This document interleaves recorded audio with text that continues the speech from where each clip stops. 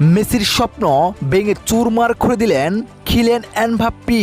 ইংল্যান্ডের বিপক্ষে ম্যাচ হারলেও ফ্রান্সের সেরা ফুটবলার কিলিয়ান এমবাপ্পের জোড়া গোলে লিওনেল মেসির স্বপ্ন ভেঙে চুরমার হয়ে গেলেন। প্রিয় দর্শক, ইংল্যান্ডের বিপক্ষে ম্যাচ হারলেও বিশ্ব রেকর্ডের দ্বারপ্রান্তে ফ্রান্সের ফুটবলার কিলিয়ান এমবাপ্পে এক কথাই মেসির স্বপ্ন ভেঙে চুরমার করে দিয়েছেন এই ফুটবলার, যেখানে ইংল্যান্ডের বিপক্ষে হাফ এনারের পর টানা 2 গোল করে এখন পর্যন্ত চলতি বিশ্বকাপে 10 গোল করেছেন কিলিয়ান এমবাপ্পে। তাই বলাই যেতে পারে লিওনেল মেসির স্বপ্ন ভেঙে গিয়েছে। কেননা লিওনেল মেসি এখন পর্যন্তই পুরো ফুটবল বিশ্বকাপ খেলে 8 গোল করেছেন। এখনও লিওনেল মেসির একটি ম্যাচ বাকি, সেটি আবার ফাইনাল ম্যাচ। যদি লিওনেল মেসি গোল্ডেন বুট জিততে চাই তাহলে ফাইনাল ম্যাচে অন্তত 3 গোল করতে হবে মেসির।